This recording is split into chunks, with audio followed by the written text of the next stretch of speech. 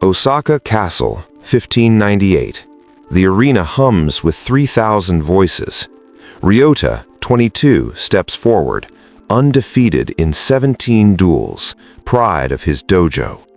Opposite him, a ronin, unknown, no reputation. The duel bell rings. Ryota freezes, his mind empties. The ronin's wooden sword strikes once, twice, 3 times before he moves. Silence. Then laughter. Shame floods Ryota's soul. 3 days later, alone in his family's estate, Ryota stares at the sword he can no longer touch. 22 years of training, 17 victories, his master's praise, his father's pride, all shattered in 8 seconds. The bruises heal. The wound to his spirit, endless. He replays the void. No fear, no thought, just emptiness where his discipline should have been. Week 1, he returns to training. His hands shake. Master Taida watches. "You're gripping too tightly." "I know," Ryota whispers, "but I can't stop. Every movement feels dead." "Perhaps you need rest." "I don't need rest. I need—" But he doesn't know what he needs. His fellow students train around him. Some pity him. Others whisper. The youngest, who once looked up to him, now avoid his gaze. Taida approaches. "Go home, Ryota. Come back when you're ready." "I am ready." "No, you're here, but you're not present." That night, he skips meditation, the first time in 8 years. Relief washes over him, like removing armor he'd worn too long. Month 2, he stops going to the dojo. Days become weeks. He begins drinking. Not heavily, just enough to quiet the voice screaming, "Failure! Coward! Fraud!" His father confronts him. "You shame our family." "I already did that. What's a little more?" "You dishonor your training." "My training betrayed me." The words erupt. "I trained my entire life, and when it mattered, I froze. My discipline meant nothing. My practice was worthless. I was living a lie." His father slaps him. "Then rebuild." "I can't." "You mean you won't?" "I mean I don't know who I am anymore. The warrior I thought I was, he never existed. So who am I supposed to rebuild?" His father leaves with no answer. Month 4, Ryota descends fully. He sleeps all day, drinks all night. His family's honor, generations of service, wasted on sake and gambling. The disciplined warrior now can't rise before noon. The one who lived by Bushido now spits on every principle. And the worst part? He feels nothing. No guilt, no shame, just emptiness. One night, drunk and stumbling through Osaka streets, he meets Kenji, a former training partner. "Is that you?" Kenji asked, shocked. "What happened to you?" "I've found out who I really am," Ryota slurs. "Not the warrior everyone thought, just nothing." Kenji's expression shifts from shock to pity. "Come back to the dojo." "Master Taida can fix me. Nobody can, because there's nothing left to fix." He stumbles away, leaving Kenji in silence. Month 6, a monk finds him collapsed in an alley, barely conscious, starving. The monk, old and sharp-eyed, looks down. "You're dying." "Good," Ryota mutters. "Not of hunger, of absence. You've removed yourself from existence while still breathing." "You don't understand." "I understand perfectly. You lost a duel, and because you couldn't face that loss, you decided to lose everything else." The words pierce through his numbness. "Who are you?" "Someone who walked the same path you're walking, except I reached the end. And what's at the end? Death or rebirth? Your choice. But you must choose soon. The path you're on only goes one direction. If you want to find the other path, come to Koyasan Temple, 3rd bell after dawn." "Why would I come?" "Because despite everything, some part of you still wants to live. Not just breathe, live." Ryota lies in the alley for 3 hours, staring at the sky, feeling nothing. Then slowly, something stirs. Not hope, not determination, just curiosity. What if there is a way back? 3 days later, Ryota arrives at Koyasan Temple, unwashed, hungover, half convinced it's pointless. The monk, Bodhidharma, gestures to a mat. Sit. For an hour, they sit in silence. Ryota's mind screams, his body itches. Finally, why am I here? Because you've lost yourself. And that's the problem? No, the problem is you think there was ever a self to lose. Ryota doesn't understand. Tell me, who were you before the duel? A warrior, disciplined, skilled, honorable. And those things, were they you, or were they what you did? What's the difference? Everything. The warrior you thought you were, the one built on 17 victories, on your family's expectations, on others' respect, that warrior never really existed. He was a construct, an identity built on external things. Then what am I supposed to be? Nothing. Everything. You don't need to be anything. You need to do. I don't understand. You can only fight the way you practice. But do you know what it really means? It means identity doesn't exist in some fixed state. It exists in action. You are not a warrior who sometimes trains.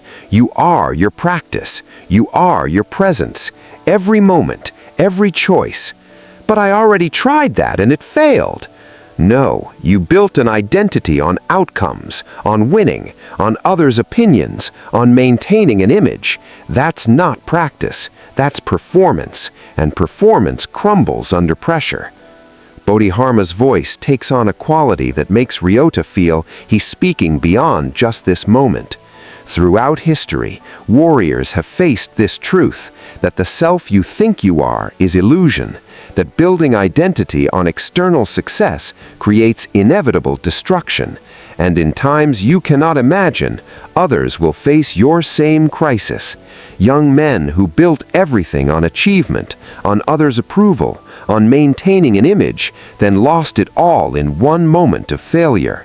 At Presence and Purpose, we teach this forgotten wisdom, not how never to fail, but how to rebuild after failure destroys you. Because the warrior path isn't about never losing yourself, it's about finding the way back when you do. If you recognize yourself here, if you've lost everything and don't know how to return, this teaching awaits. Not motivation to try harder, understanding of why you fell and how to rise differently. Ryota feels something shift, not understanding yet, but recognition. So how do I rebuild? You don't rebuild who you were, you build from nothing.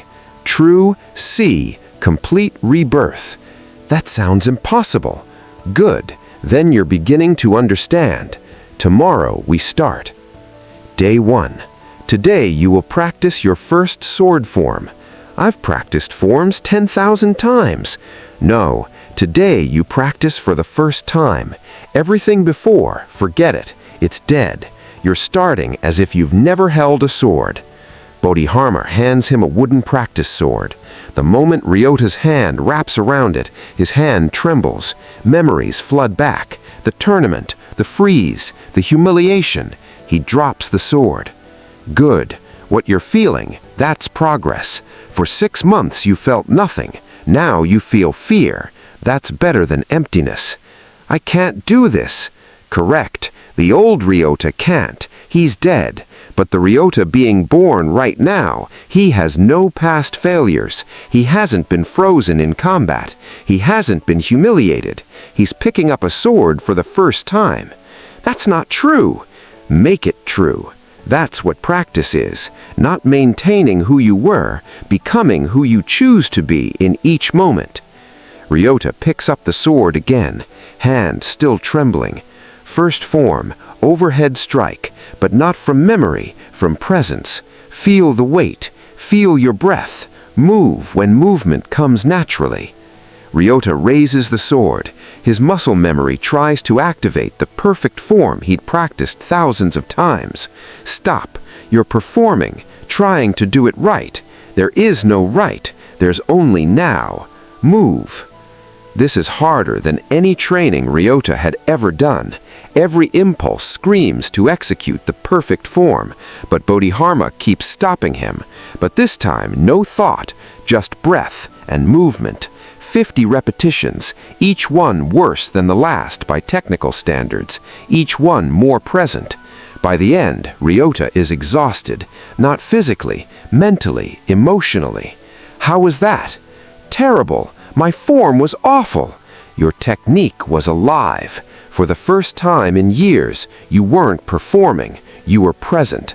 That's the foundation. Everything else builds from there. Week 2, the resistance. Every day, the same practice, basic forms, no advancement, no progression, just every day, presence. The same practice, Ryota's ego basic forms, no advancement, no progression, just presence. Ryota's ego screams, "I'm better than this. I don't need beginner's practice." That voice, Bodhidharma observes, is the old identity trying to resurrect itself. Let it scream. Don't listen, don't argue, just return to breath, return to movement. The old patterns fight hard, pride, shame, comparison to who he used to be. But slowly, through sheer repetition, something else emerges. Not the disciplined warrior performing perfectly, just Ryota, present, imperfect, real. Week 4, the shift. During morning practice, something changes. Ryota raises the sword and for the first time since the tournament feels no tremor, no fear, no performance anxiety, just movement. His form isn't perfect, but it's his authentic present. Bodhidharma notices, says nothing, simply nods. That evening, you're ready for the next stage. What's the next stage? Learning who you actually are, not who you were, not who you want to be, who you are when you're not trying to be anything. Month 2, Bodhidharma gathers Ryota and several other students, all men who had similarly lost themselves. Today, I explain why you fell and why you can rise, the psychology of identity collapse. Ryota built his identity on outcomes, victories, others' approval, external validation. This is what modern understanding will call conditional self-worth. When self-worth depends on conditions outside your control, victories, respect, success, you become a slave to those conditions, and when they disappear, you collapse. Musashi understood this. You can only fight the way you practice, not the way you wish, not the way you imagine, the way you actually move through life daily. Ryota practiced being the winner. He practiced maintaining an image. So when circumstances required adapting, when pressure revealed the gap between image and reality, he had no practice in that. He froze. The neuroscience of breakdown. Modern science will discover what warriors always knew. Your brain creates neural pathways based on repeated actions. Every thought, every behavior, every response practiced enough times becomes automatic. Ryota practiced 17 victories, so his brain wired for winning. When losing occurred, his brain had no pathways for that experience. System crashed, identity shattered. But here's what else they'll discover. Neuroplasticity. Your brain can rewire, always, at any age, through any trauma. The Ryota who existed before the tournament, those neural pathways are weakening daily through disuse. The new Ryota forming through present practice, new pathways strengthen daily. You're not rebuilding the old self, physically impossible. You're building entirely new patterns. That's C, biological rebirth. The Stoic understanding. The ancient Stoics, philosophers from Rome, taught similar truth. Marcus Aurelius wrote, "You have power over your mind, not outside events." Ryota gave his power to outside events. One duel's outcome determined his entire identity. That's not strength, that's slavery to circumstance. True warrior power comes from one thing, what you practice daily when nobody's watching. Not your victories, not your reputation, your actual daily practice. That's who you are. Musashi's complete teaching, Musashi's full wisdom. You can only fight the way you practice. But he also wrote, do not let your mind stop with the striking of your opponent's sword.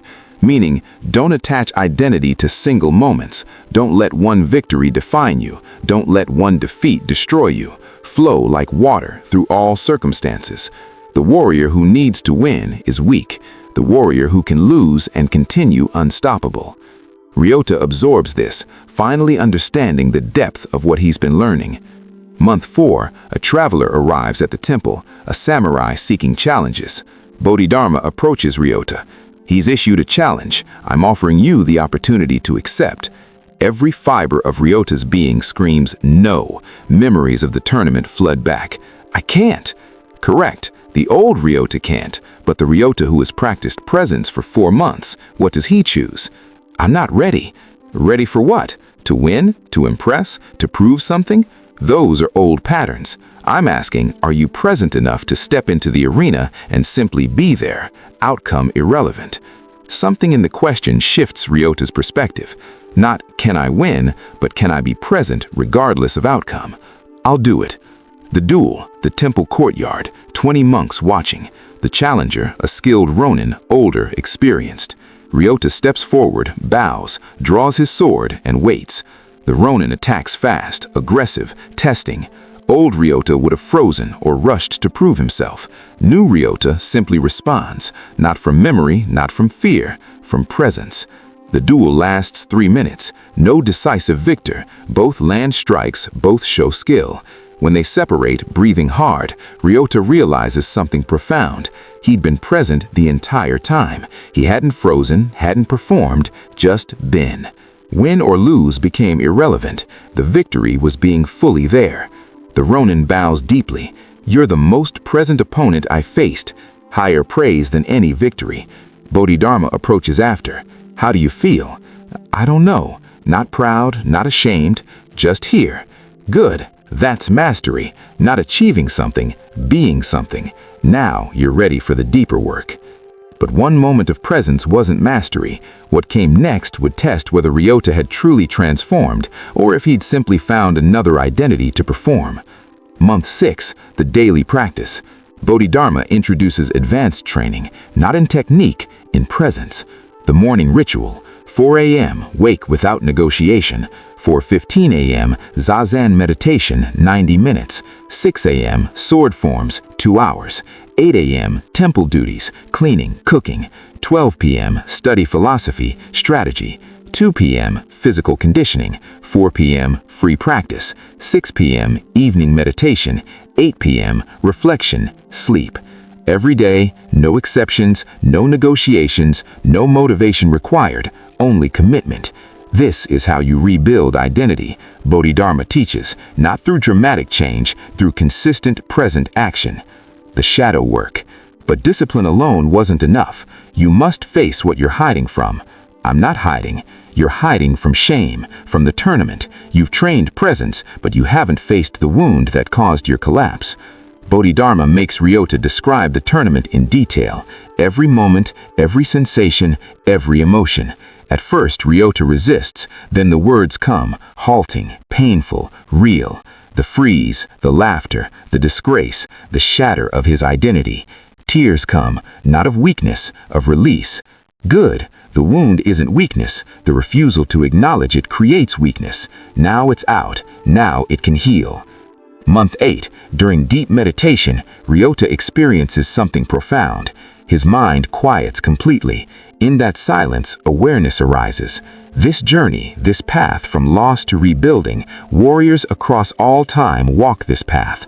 The descent into darkness, the struggle back to light, the discovery that the self you lost was never real to begin with. At Presence and Purpose, we honor this truth, that losing yourself isn't the end, it's the beginning of finding who you actually are beneath the performance. Year 2, the identity that can't break. By year 2, Ryota's transformation is complete, but different than expected. He isn't the warrior he was before the tournament. He's more real, less polished, more present, less perfect. His technique improves, but that isn't the point. His presence deepens. That's everything. Other students watch his practice, no longer impressed by perfection, but by authenticity. How did you do it? One asks. How did you come back?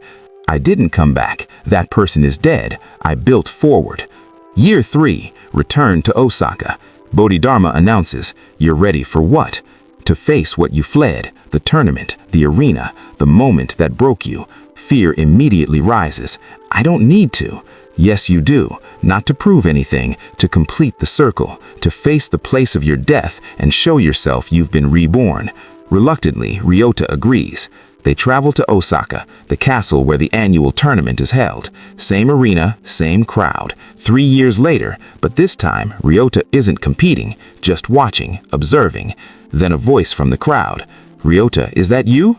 His former master, Tada-sensei. The recognition is complex. Shock, concern, curiosity. Master. Ryota bows. You disappeared. We thought many things. I lost myself, spent 3 years finding a way back. And did you? I found a way forward, not back. Tada studies him. You're different. I'm present. I wasn't before. Will you compete? Every instinct screams no. The old fear rises. What if I freeze again? What if I humiliate myself? But then, outcome is irrelevant. Presence is everything. Yes. The final duel. Ryota's opponent, ironically, the same Ronin who had defeated him 3 years ago. The crowd murmurs. The rematch. They bow, draw swords, begin, and Ryota is there completely. Not performing, not proving, just present. The Ronin attacks. Ryota flows. No freeze, no fear, just response. The duel is beautiful, not because of technical perfection, because of complete presence from both fighters. When they finish, mutual respect, no clear victor. The crowd erupts, but Ryota barely hears them because the victory wasn't the duel. It was being fully present in the moment that once destroyed him. Afterward, the Ronin approaches. 3 years ago you froze. Today you flowed. What changed? I stopped being the warrior. Ronin approaches. 3 years ago you froze. Today you flowed. What changed? I stopped being the warrior who never loses and became the warrior who shows up. Win or lose, I'm here. That's mastery. Final reveal. The warrior truth. You can only fight the way you practice. Present day. Ryota, now 28, sits with Bodhidharma on the temple steps. I understand now what Musashi meant. Tell me, you can only fight the way you practice doesn't mean perfect your technique. It means how you live is how you perform under pressure.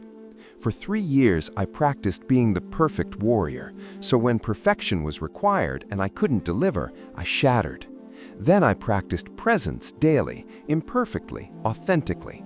So when pressure came again, I had practiced being present under pressure. No freeze, just flow. Exactly. Your daily practice is your identity, not your achievements, not your reputation. What you actually do moment to moment, alone when nobody's watching, the deepest truth. Most warriors fear losing a duel, but the real loss is losing yourself. And that doesn't happen in dramatic moments, it happens in small choices daily. When you skip practice, when you perform instead of being present, when you attach your worth to outcomes, each small choice weakens the foundation. Then pressure comes, a duel, a crisis, a moment of truth, and the weak foundation collapses. The way back isn't dramatic either. It's small, consistent, present actions, daily, weekly, monthly, building new foundation from nothing. You lost yourself, Ryota, but that loss became your greatest teacher because now you know identity built on achievement is fragile. Identity built on daily practice is unbreakable. The Samurai Lesson, Teaching the Lost. 6 months later, a young samurai, hero, age 20, arrives at the temple, defeated, disgraced, lost. Ryota recognizes him immediately, sees himself 3 years ago. Can you help me? Hero's voice is desperate. I can teach you what I learned, but you must do the work. I'll do anything. Good, because the path back requires everything. Ryota leads him to the practice grounds. Today, your first lesson, you can only fight the way you practice. Musashi said this. Do you understand it? I think so. No, you don't. Not yet, but you will, because I'll teach you what my teacher taught me, that this wisdom isn't about sword fighting, it's about life itself. Everything you do daily, every choice, every action, every moment, that's your practice. And when pressure comes, you'll respond exactly how you've practiced. So if you practice being present, you'll be present under pressure. If you practice performing, you'll shatter when the performance fails. He hands the hero a practice sword. This teaching continues here at Presence and Purpose, for those who've lost themselves and seek the way back, not to who they were, to who they can become through daily present practice. Every week we rebuild, not with motivation, with method, not with perfection, with presence, not trying to impress, just showing up. If you're ready, if you recognize yourself in this story, walk with us, subscribe to this path, because the journey from lost to found is the warrior path everyone eventually walks. The question isn't if you'll lose yourself, it's whether you'll commit to finding the way back. Hero bows deeply. Where do I start? First sword form, but not from memory, from presence, and will practice every day until presence becomes who you are, not what you do. He demonstrates, hero follows, imperfectly, authentically, present. And the circle continues. Student becomes teacher, lost becomes found, death becomes rebirth. You can only fight the way you practice. So practice being present, practice being real, practice showing up. That's the way back. That's the warrior path.